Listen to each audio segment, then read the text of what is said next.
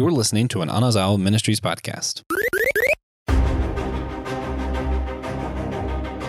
Have you ever spooned with a Rancor?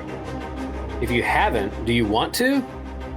Well, if that's the case, then you have found the right place and the right podcast. Welcome to Systematic Geekology. This is an extra bonus episode where we're going to talk about the whole book of Boba Fett, not just a chapter or two, not just about the character, but we're going to go and look deep into the whole book of Boba Fett.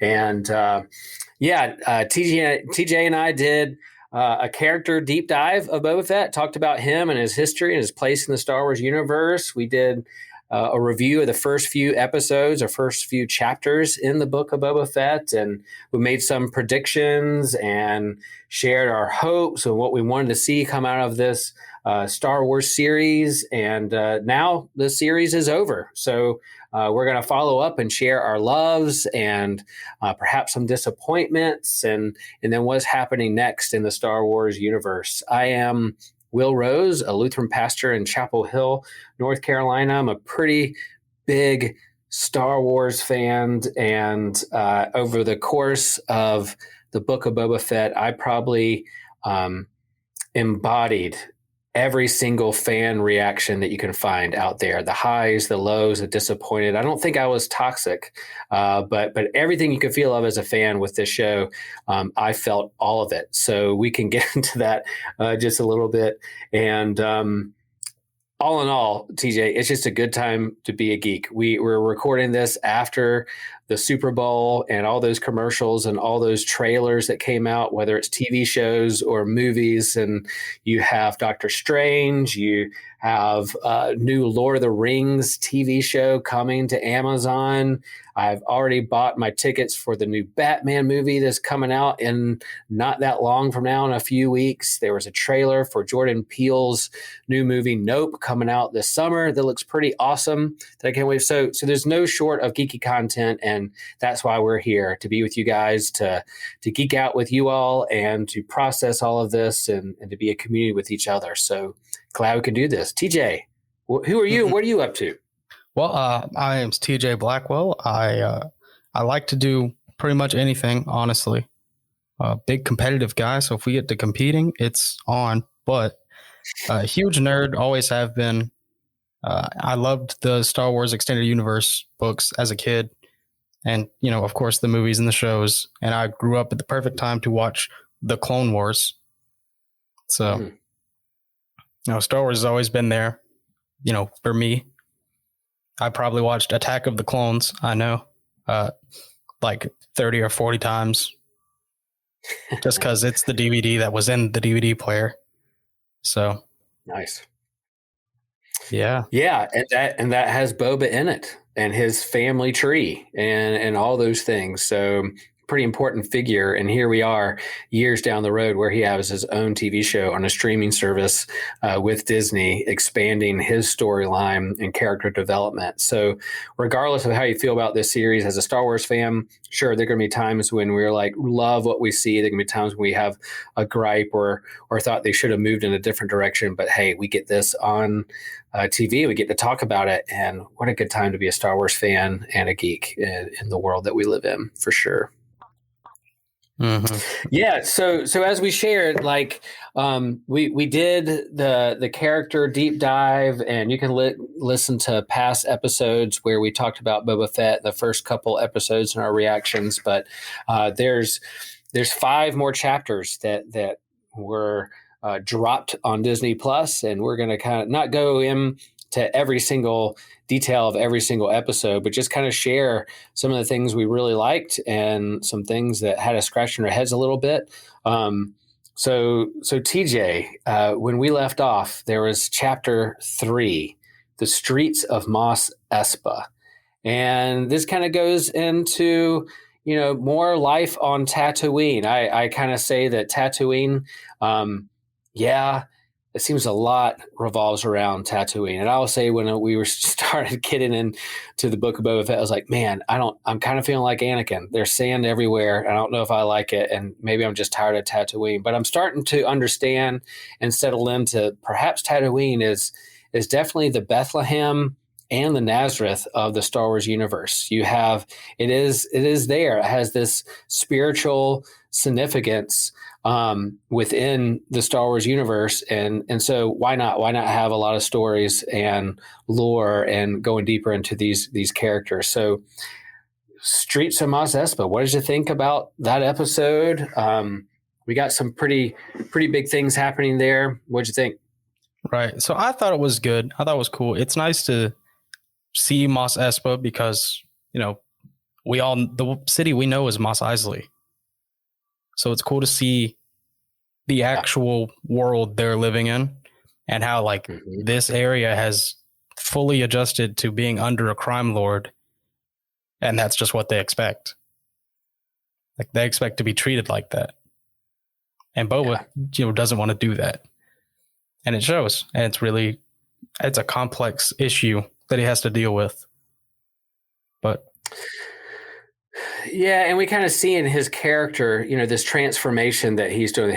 Boba's getting his own hero's journey and transformation of becoming this kind of cold-hearted bounty hunter, just in it for the money and doing what he needs to be done in a cold, hard, cruel universe.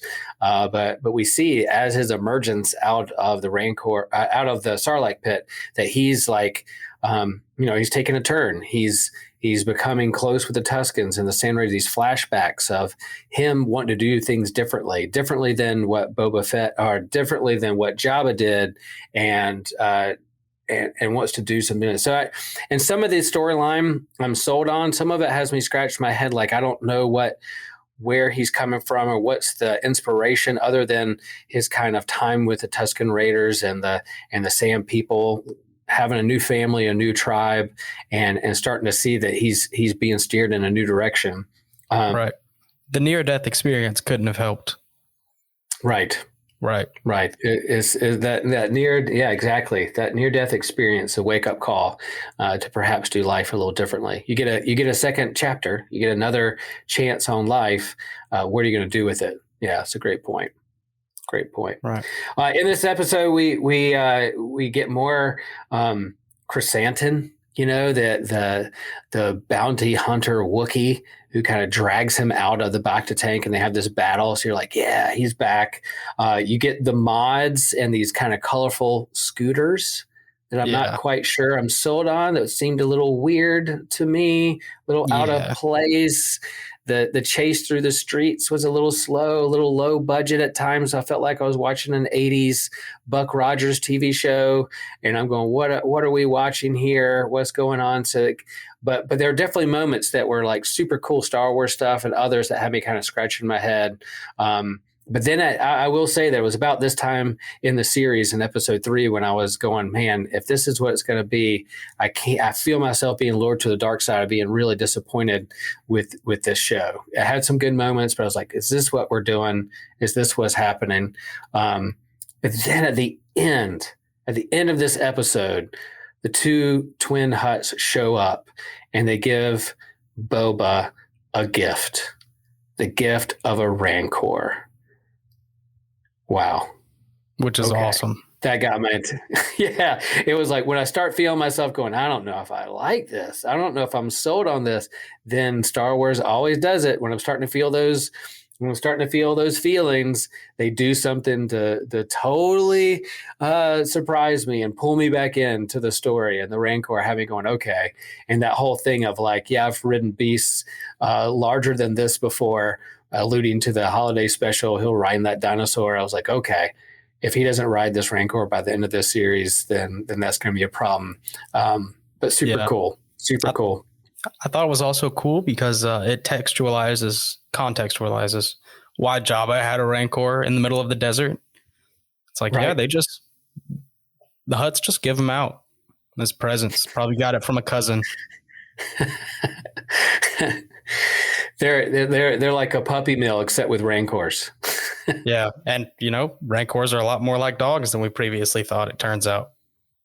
Yeah, and as Or a maybe dog owner who loves my dog more than anything, they were like, "Man, I can connect with this." That was pretty cool.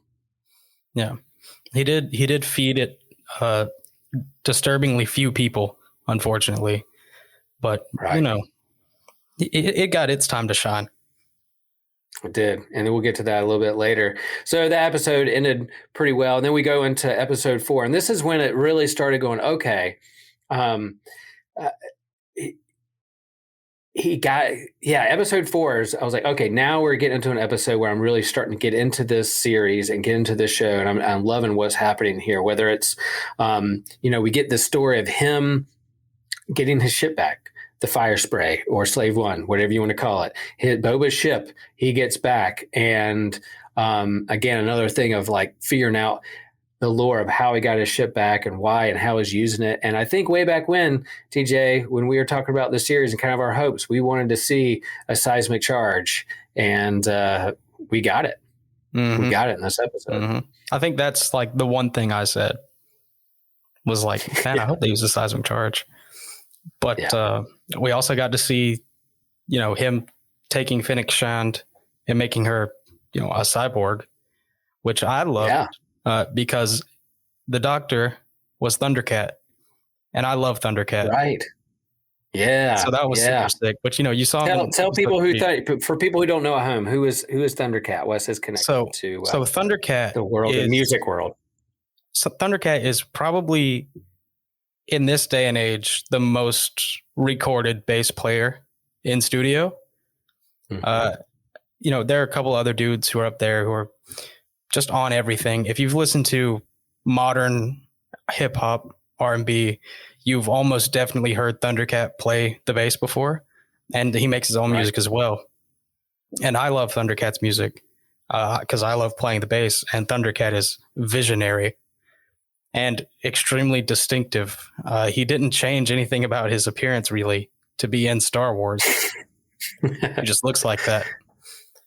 And I just thought it was awesome to see because I was watching, episode 3, and I was like, is that Thundercat? And it was Thundercat, and it comes back.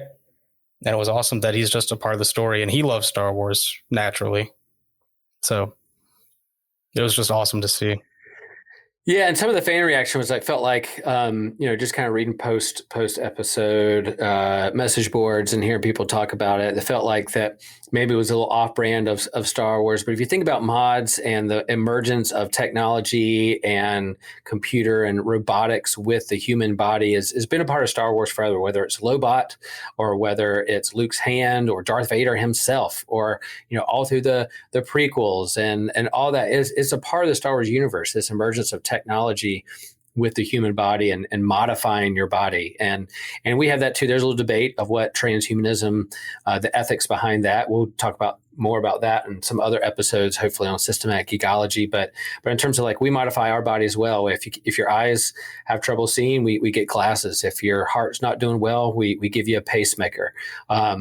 I'm diabetic, and so I'm hoping that one day there'll be kind of a modified pancreas that can help produce insulin from my body, so I don't take shots all the time, that kind of thing. So here we have this literally saving her life by modifying her body, and that was a full Star Wars moment, which was pretty fun to see.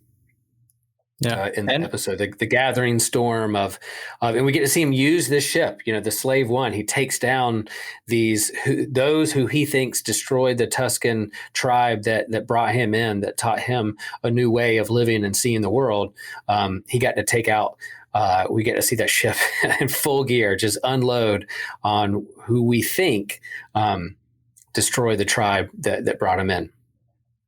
Right, which is and we get to see him blow up the Sarlacc with a seismic charge, which is awesome. Now, and I will say that one of my criticisms of the show is that the show did seem kind of disjointed along the way, whether it's the storytelling or the flashbacks, flash forwards, or here we are, who's coming when, and we'll talk about the next episode in episode 5 or chapter 5. But yeah, him going back to the Sarlacc pit, I was like, he doesn't remember getting out of there and where it happened to his armor. I kept wondering, like, why is he going back? And I know it was a good excuse to use the ship and use the assignment charge on the Sarlacc pit, but him going in there felt like, you just got back from, the store, and you're like, oh wait, I need to go back because I forgot my receipt or whatever. I don't know.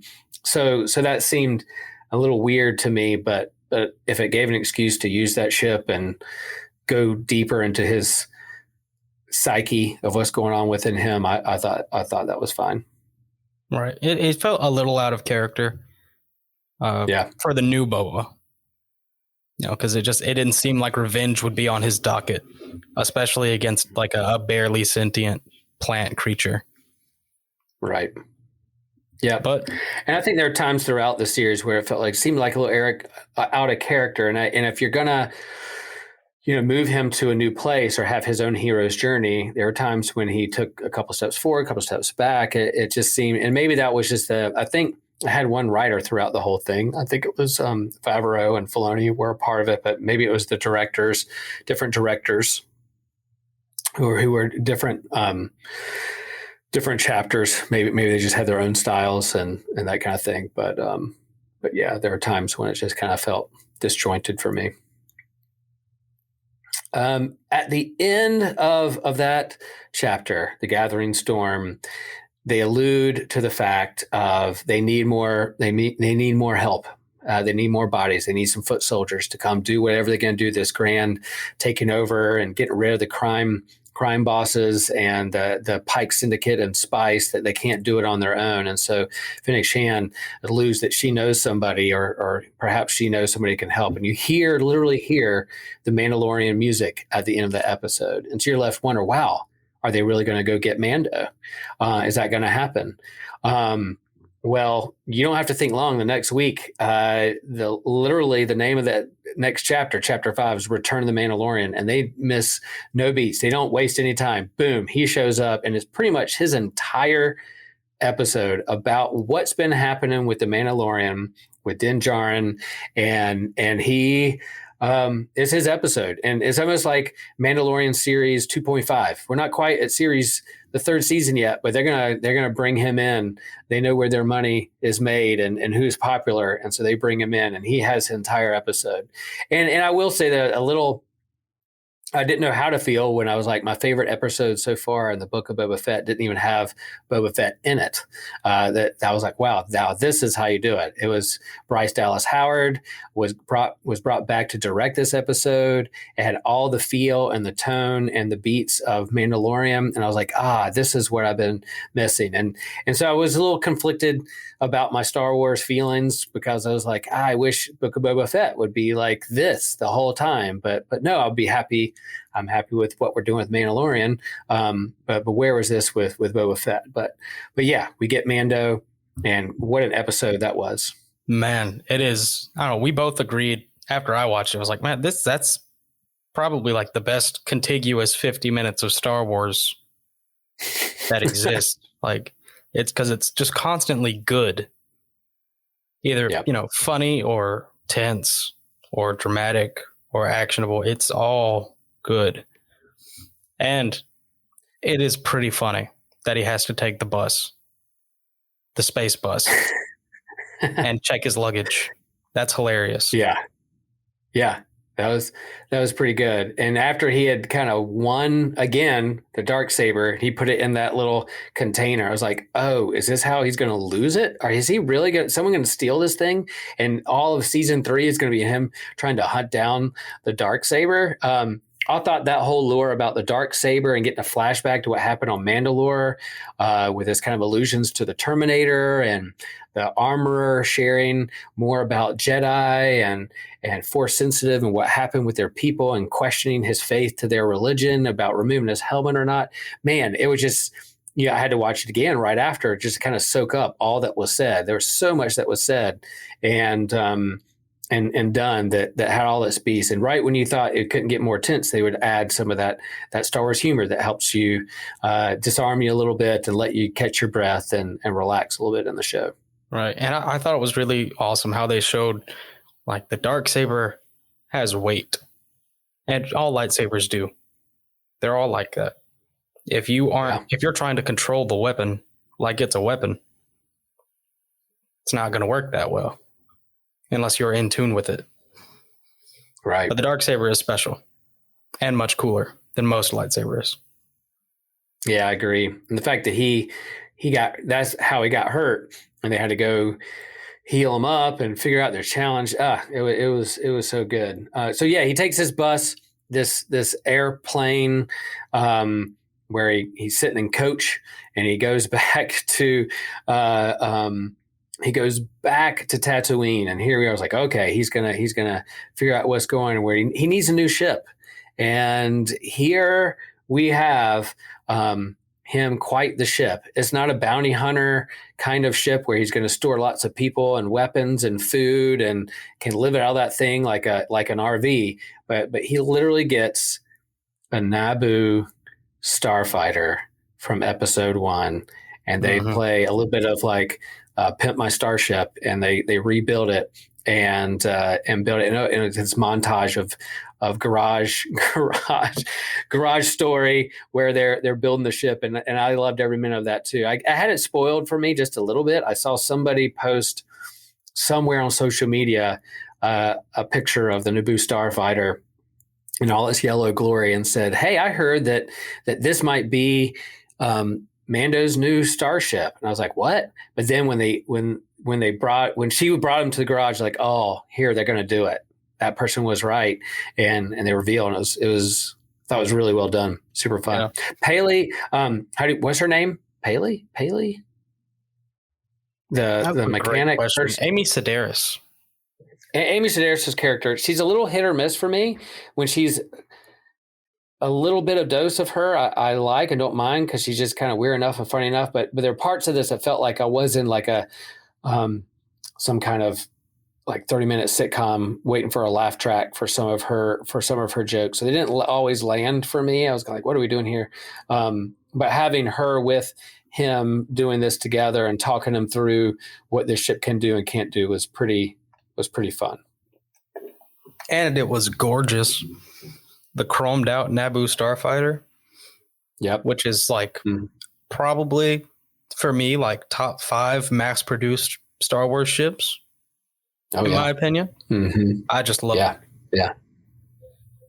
Man, it looks so good. And it does. And it made me immediately go to Episode 1 and pull up the end of that movie when Anakin hops in one and see what they're doing with those ships. So if they want to get more traffic on Disney Plus with Episode 1, The Phantom Menace, I immediately went there right after that to see what they look like. So it's kind of cool to bring that in. And I think I'd been longing for them to get off planet. They've been on Tatooine the whole time. And so finally he was able to take that starship and go out into space. And, he buzzed the tower, he buzzed a plane, and he got pulled over by some space cops on the X-Wing fighters. And again, we see a familiar face, but I don't know if you knew this, but the other, the younger X-Wing fighter is actually Luke Skywalker's CGI stunt double and body double for the Mandalorian. So somebody said, "Oh, that guy, he was the actual physical body of Luke Skywalker in Mandalorian season 2, the final chapter there." So it had a lot of people speculating, well, maybe Luke's if he's already on set doing this kind of thing, maybe they're using him for Luke Skywalker as well. Maybe he's going to show back up. So some of that was kind of teased out there for me as well, as people were saying, "Oh, this is the guy who played his body double in that." And it just gave another excuse to use that ship in a way that would show what it can really do.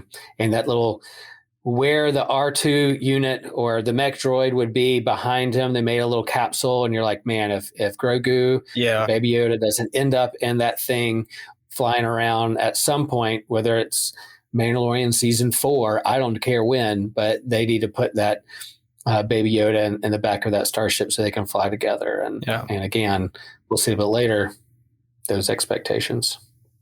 Yeah, as soon as I saw that, I was like, okay, so he's going to get Grogu back. Cool. Now, did you think that would happen this season in the Book of Boba Fett, or thought it would be later on? No, I thought it would be in like Mandalorian season 3. Mm-hmm. Yep. Well, you didn't have to wait long, because the next episode, From the Desert Comes a Stranger, episode 6, he needs to go check on his buddy, and we're literally brought to the planet where Luke and Grogu are hanging out, and then here comes Ahsoka, and you just get all the feels. If they couldn't up their game with 5, again we're in 6, going, man, they're just pulling all this out, and I love it.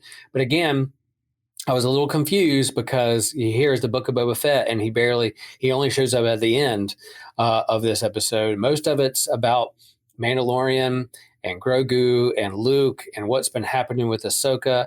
And again, they're teasing other shows. And it was here at this point, I was like, all right, again, coming to grips with Tatooine, being the kind of the center of the Star Wars universe, and we'll stick there for a while. It was at this episode that I started going, all right, this is connected to a larger story. It's not just about Book of Boba Fett. They're tying a lot of things in here. And so all these other shows, whether it's going to be the Ahsoka series or the Rangers of the Republic or Mandalorian, they're all tied together. So you're going to have cameos. You're going to have these intertwined stories building off of each other. And so then I was able to kind of, again, catch my breath and relax and just go along for the ride. Yeah. It feels like it's starting to feel like a real expanded universe. Yep.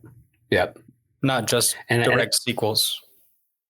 And it took me a while to kind of feel into that. I was like, all right, it's not just direct sequel, not their own thing, but it's an expanded universe, which I'm all for. As long as you tell a good story, I'm there for the expanded universe and tying all that in. Right. Which, I don't think every series has to be some huge expanded, cinematic universe, but Star Wars kind of deserves to be. Yeah. Yep. Yeah. So again, like this, the Jedi training and the callbacks to Empire Strikes Back and Luke training with Yoda and all those things had all the feels for me. Even if I was going, I thought this was about Boba Fett. It was almost like they were like, well, and I don't think it was a course correction, because people they had written this out and directed this and put it out there way before the fans were like, lukewarm on the series. But it seems like episode or chapter 5 and 6 mainly got the most attention, and people were just freaking out. Star Wars fans were really freaking out. So they were smart in kind of bringing that in and locking us back in and remind us this is part of one big expanded universe. Right. And then there's another. You grew up on Clone Wars, the animated series, and at the end of this episode, you have Cad Bane. Did you see that coming? And how did you feel when that happened? So Cad Bane used to be, for a brief time, he was my favorite Star Wars character, just because he was awesome and he had a really cool hat. That's all it really took, because I was like 9. But it was so cool. Actually, when I started playing the Star Wars The Old Republic, which is the massively multiplayer online Star Wars game, my player username was Bane. And no one had taken it yet. But someone had taken Cad Bane. But, I wanted to be Cad Bane. And then I was kind of, it worked for me either way, because I could be Darth Bane or Cad Bane, which are both really far up there for me.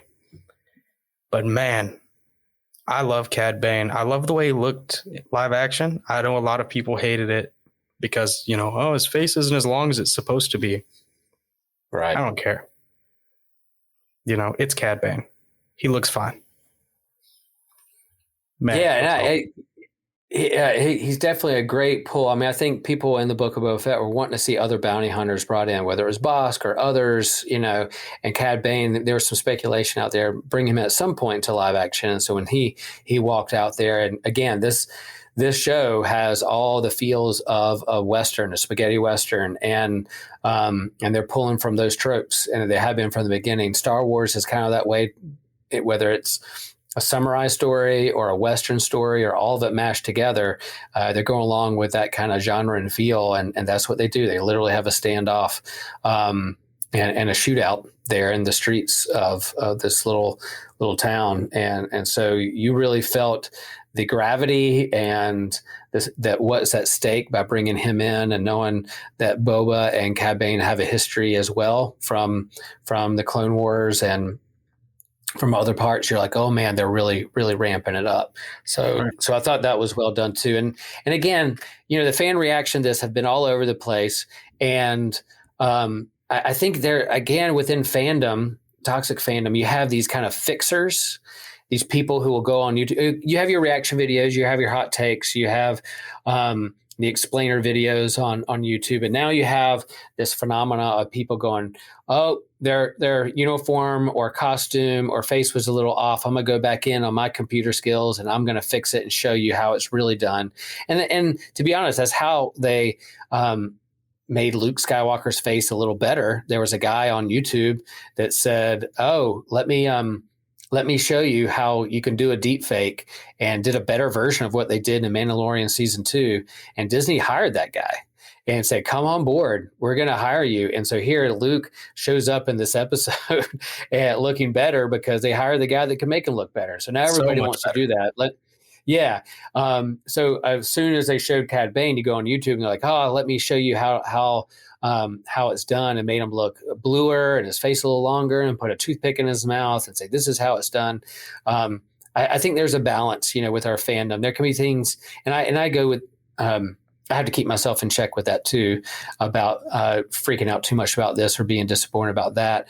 But yeah, I would hate it if every time I posted something online or every time I did a sermon, someone said, oh, here, fixed it for you. I put in a phrase, I corrected your grammar, or you should have said this at the end of your sermon, and there, fixed it for you. I think this whole era of I'm going to fix it because you got it wrong, because I want to show that I'm better than you in this, we need to pump the brakes on that, if you ask me. Yeah, it's unfortunate because it's with the pandemic locking so many people inside for so long, in the information age where like you can learn to do pretty much anything you want with enough time, really did not help with that space. Because you can learn to do pretty much anything you want, but it's got to keep in mind that they aren't just doing this to a still image. And they aren't just doing it for as long as it takes. They have a deadline. Yeah. And again, like what a blessing that is that people can learn new things and collaborate and create this kind of artistic, poetic license to have fun with what they're geeking out on. But again, it's that stewardship of trying to outdo or shame somebody or crap on what somebody's doing on their craft. I just think there's a toxicity with that, or passive aggressive, or just aggressive nature of that hopefully us, of people of faith and those who kind of respect others, can help create a healthier environment when it comes to those kinds of things.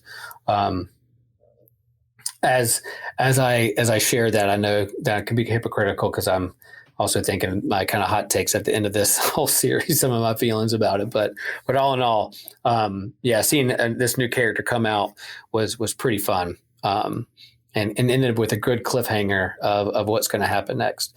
Now, the end of this episode, again, we're going to go back to my fandom. You had Luke Skywalker giving Grogu a choice, Grogu's choice. He can choose this kind of armored shirt, chainmail gift from Mando, or Yoda's lightsaber. Are you going to choose your attachments, your friends, or are you going to choose the Jedi way? And we don't get to see the whole story. We'll see what the result of Grogu's choice at an episode or chapter 7. But it did left me feeling a little confused, head scratching. Don't know if I liked it. I was like, Luke, come on, dude. Don't be a hypocrite. You chose your friends. You didn't finish your training on Dagobah, which, in a few episodes, we're going to have a Star Wars what if. What if Luke stayed on Dagobah? We're going to talk about that in a future episode, so stay tuned for that. But he left, and it was hard. He may have met heard some news about Darth Vader and his father he shouldn't have at the right point. Maybe Obi-Wan and Yoda had a choice, but he still chose his friends and saved them, and they were bonded together. And eventually, the Force was brought to balance. So him putting this to Grogu felt a little off-brand, off-character to me, as someone being rigid in the Jedi religion from the prequels, which we learned isn't necessarily the most healthy way to handle Jediism. Right. Which is, it's not the entire reason that the Jedi Order fell, but definitely didn't help. Right. So, I thought at the end of that, we would probably see, I didn't think they would bring Grogu back as fast or bring Luke Skywalker in to save the day on Tatooine, that maybe they'd hang that cliffhanger out there until the next season of Mandalorian. But then we have the finale, Chapter 7, In the Name of Honor. And this episode is an hour long. It's the longest of all the Star Wars episodic TV stuff. They're like, all right, we're going to do a finale, and it's going to be half a movie long, 1 hour, no commercials all the way through. So that was pretty fun. And boy, what a ride it was. Yeah. They threw everything in there. So do you think it was racist of Luke to offer Grogu Yoda's lightsaber? Well, they're the same species. He probably, speciest. Like, hey, he probably wants this. Yeah, you want this attachment. It left questions out there, like, where'd you did get he that? know Yoda?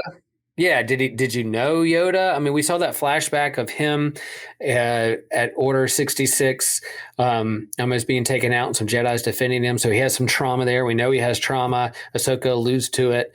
But then, yeah, there's some controversy or some mixed messages about what actually happened to Yoda's lightsaber, whether he lost it or it was destroyed in the comics, and how did Luke get it? That's a story for another time. But yeah, here you go. He's saying like, are you going to choose your attachments or the Jedi way? Meanwhile, I have my dead master's lightsaber that I've been holding on to for a long time, and so. What does that mean? Again, some hypocrisy there, but yeah, I don't know. Maybe he has both. I hope there's a third way. I hope they explain more of that, of what's going on, because in a way, and yeah, not to bury the lead, in this last episode, Grogu shows up. He comes up. He has you have kind of Uber R2 who shows up with Grogu. Drove him back to Tatooine because Luke doesn't want to go back there. He doesn't go back to Tatooine. I'm done. So he delivers baby Grogu to Mando, and he's able to help with what he has been trained with. But we don't know if he has the lightsaber or not. Right. Or what it really means. Maybe there was another test about friends are more important. I don't know. There's some speculation there. Yeah, as much as I don't want to see Baby Yoda get shot, I do want to know how well Beskar chainmail works. Ah. I don't want to see him get hurt, but I want to see the chainmail work. If you get what I'm saying. Yeah, you can see that he's wearing it. He's wearing it, and even guards against lightsabers. That's one of the things they alluded to. So if the lightsaber tries to strike him down from the neck down, then perhaps we'll see that work or not. I'm betting it's going to work. They're not going to let anything. Lucasfilm and Disney Plus know where their money is, and that's why I think they brought Grogu back so fast. Some of it feels a little lost that all that build up for him to go train with Luke, only to bring him back so fast. I do think, at least for me, it waters down a little bit the ending of Mandalorian season 2, because I'm like, man, if he go, that was such a meaningful moment. We're going to have him be trained by a Jedi, and all of a sudden he's back, and he's not going to be trained as a Jedi. What did we just do with bringing Luke into the picture in the first place? We did get some good moments of him and Ahsoka together and talking about family and that kind of thing. And there was that great great line that I think is intentional when Ahsoka tells Luke, well, sometimes the student guides the master. And I'm hoping that this choice from Grogu helps remind Luke of what he did or a different path to go down rather than these kind of rigid Jedi ways from the prequels or whatever text or book he read about it. I do think that's meaningful that sometimes the student guidance the master, and that's going to come into play a little bit later on.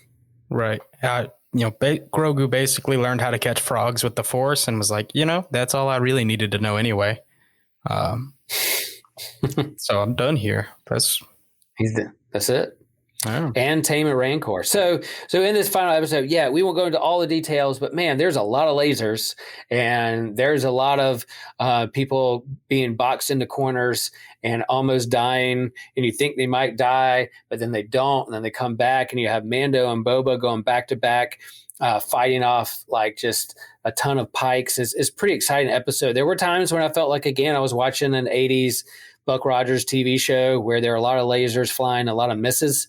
They got this big kind of droid that's shooting at them and hitting the sand behind them. And I'm like, wait a minute, he can't figure out, or this droid can't, but if they mowed them all down, you wouldn't have a story. So I get it. But all in all, they get boxed in the corner. You think they're going to lose, and like any good TV show, here comes Boba back, literally riding a Rancor that we thought was going to happen, and it actually happened. And he's riding this thing, taking things out, and that was pretty fun, pretty epic. And then the Rancor gets loose, and you think, man, they start shooting the Rancor. I'm like, what are you guys doing? He just saved you. Why are you shooting at this thing? Well, here comes Grogu doing his Jedi mind trick or animal calming thing, and calms the Rancor, and then literally lays down and spoons and snuggles with a Rancor. And one of the most cutest moments in the history of Star Wars. So if you're going to watch any TV show or the Star Wars, if you only see that scene, I think it's worth it. Right. And you get to see Mando use the Darksaber on a Scorpion droid, I think is what they were called. Yeah. Which was awesome. He busts out. And again, it shows you that he really doesn't know what he's doing with that. So maybe he needs some training, whether it's Grogu training him, student guy in the master, or he goes and finds Luke to learn about that. I don't think this is the last we've seen on Luke or Ahsoka, alluding to the fact, but how that plays into the next season of Mandalorian, I don't know. I will say I did like this final episode. I thought they tied up nice and neat. It shows that this isn't the end of the Boba Fett storyline. There may be another season of the Book of Boba Fett, or they just bring him into Mandalorian. I will say that I kind of learned throughout this series that Robert Rodriguez isn't necessarily my favorite Star Wars director. They're kind of his style and what he did seemed kind of off to me. I definitely like Filoni and Bryce Dallas Howard's episodes better. I don't think it was just the characters in there, but the tone and the speed and the pace. So Robert Rodriguez did this last episode too, and there are definitely parts when I was like, man, I don't know if this feels 100% Star Wars for me, but I'm along for the ride and having a good time. Right. And, that final episode really gets back at the people who, watching the series, were saying to themselves, like, man, where is the Boba Fett that we thought could kill anybody? What happened to the awesome bounty hunter Boba Fett? It's like, oh, he's right here. Yeah. He's been here the whole time. Yeah. He just hasn't had a reason to do it. Yeah, that's good. Yeah, so all in all, like I really did like this scene. There were time, I definitely like some of the movies and The Mandalorian better than this episode. There were some parts that were really great for me, some really great Star Wars moments. There's some parts that were kind of misses for me that I kind of had my head scratching. All in all, I loved it as a full story. But there are some things I was kind of questioning, wondering why they're going down this road, telling the story this way. I felt a little disjointed. The storytelling wasn't as smooth. But all in all, it was Star Wars. And I think within fandom, you have the hypercritical that can do nothing right fans, and then you have the fans that are like, they could do no wrong. I'm not going to think through this critically. And there is a balance to this force where you can look at it and say, yeah, I love this. This is Star Wars, but also think critically and say, man, I wish they would have done it this way. And I think that's analogous to how we live our lives. There's a balance to that, whether it's within the church or within our country or within our family tree. You could be overly critical where they can't do anything right. You could be in the camp where they can do no wrong, and I'm not going to think critically at all about it because that's heresy, or I can never see myself doing that. But then there's also a balance of a healthy way of looking at these things and thinking critically about it, and being able to hold within a balance both liking and loving something a lot, but caring for it so much that you're able to think through it critically, or analyze it, or think through how it could be better down the road. Right. I wanted to give a real quick honorable shout out to General Clevis, the kitchen robot. Yeah, that was awesome. That was so fun. It's a good time. Yeah, that kitchen scene and all the different robots, and the Star Wars is pretty good. And you notice that didn't that robot come back at the end? Like they're all kind of standing there together. I think I could be wrong, but maybe that at Jabba's palace, and I thought I saw a little shot of that. But I don't think we're done with that. With some of those robots that were in the kitchen. Well, if General Clevis comes back, I'm all for it. Yeah. Yeah, and I think, as we transition to think about the theological and philosophical about this show, again, Star Wars is the series where you have the hero's journey. What is Star Wars if it's not a transformation that happens within a character of becoming a new self and seeing the universe larger than themselves. And I think that happened with Boba, whether it's his time with the Sand People, the Tusken Raiders, and finding family, finding a new home, Fennec Shan, others, seeing them as a part of this, transforming. Within the final episode, you have kind of the rural people fighting alongside the city people, and there was some distrust there, but there at the end, they became kind of allies in a common mission and joined together. So not that everything's going to be peaceful from here on out, but at least you began. It's hard to hate up close. And so when you're up close with someone and you're learning who they are and their story, and you're built into relationships, then that's where transformation happens and people get to know and make the world a better place. So I did like the themes of sand and water. Again, you flashbacks of him on his water planet, the water being scarce on Tatooine, and then the Bacta tank of healing. I thought their play with water is pretty important there to think about that. And if you think about our own universe, our own world, where did life begin? But science will say in water.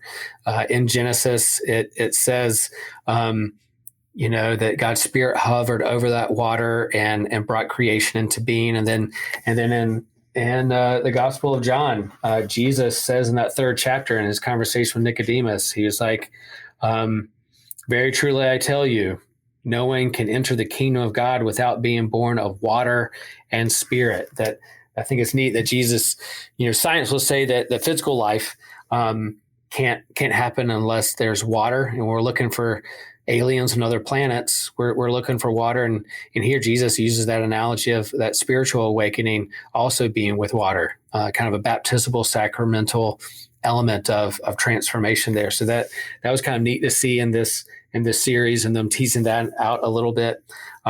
Another friend of mine on another podcast talked about Boba as kind of a Jonah figure, being called to something greater than himself and being trapped in the belly of a whale or the belly of a sarlacc, coming out, being a different person. Now, Jonah took a different path. He went kicking and screaming, and still at the end of that book, he's still whining about the generosity and grace of God.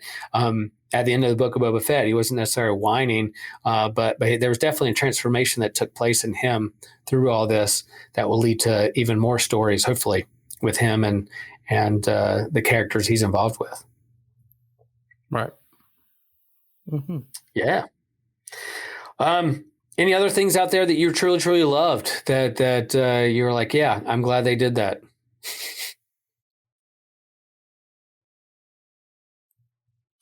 Having Cad Bane, the emissary of the Pikes, being killed by the Tusken stick, whatever they call it.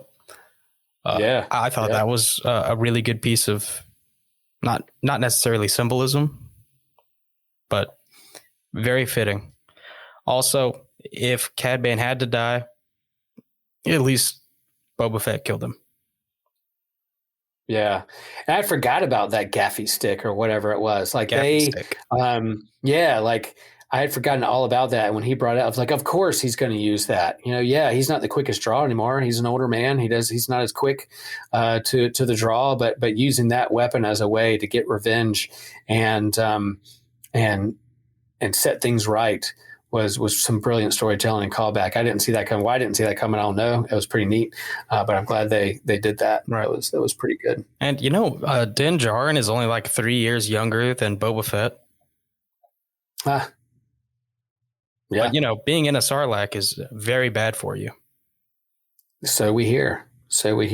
That's not a place you want to be, for sure. Yeah, I think all in all, in this series, we got to see how he got out of the Sarlacc pit and what's the next story of his life. We introduced some new characters, some old characters, beloved characters. Was all the storytelling perfect for me? Not necessarily, but seeing these characters together in the big expanding universe was a lot of fun. So, yeah, we talked. We've been talking 50 minutes, and we could probably talk even more about it. But yeah, check it out. Let us know what you think about this series as a Star Wars fan or just a casual fan. What did you like about it? What did you not like about it? Hit us up on the website or the social media. We have a great Facebook group called Priest to the Geeks that keeps growing, and we're sharing memes and sharing things we're excited about. So hit us up on that. We have a Twitter account, Systematic Geekology. We're on Instagram. No shortage of places where you can find us. We're continue to grow this community. We invite you to be a part of Patreon. There's some fun stuff coming out with that D&D game and some other episodes, special episodes. So you can support us there as well. All right, TJ, you have any recommendations? Anything you've been geeking out on that you want to share with the folks out there to make sure they check out? Yeah, I recommend that if you are listening on Patreon, go ahead and join the Ally tier and join our bi-weekly D&D campaign. We need more players, or the current players are going to die soon. Also, Dying Light 2 is a fantastic game, and all of the critics telling you it's not are lying. Ah, cool.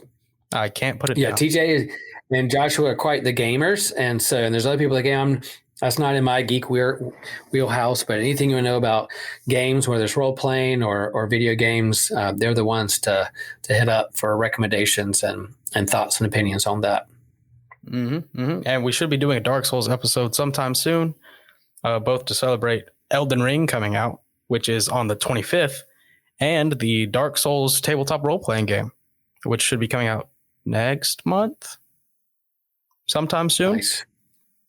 But cool. Yeah, check us out. Yeah, and I'll recommend, I'm reading a new book right now called Robot Theology by Joshua K. Smith. And really it's a book about robotics and robots and AI and algorithms and kind of the philosophical and theological stewardship of how we use technology and AI and robots, and is very thought-provoking. And like with any kind of tool or tech that human beings create, hopefully there's some philosophical, theological, and ethical thinking through what that means for us as a human race and what impact it has on our communities and relationships. And I'm hoping that I can talk with Joshua Smith about this book on a future episode of Systematic Ecology. So stay tuned for that. He's on Twitter and other places. If you want to find that book, the book's on Amazon. If you want to check it out, we're going to be talking to him not too long from now about this book, and I think it has some really cool geeky stuff along with thinking through stuff for our faith and what it means for our world. Well, thank you guys for listening. May the Force be with you, and remember, we are a chosen people, a geekdom of priests.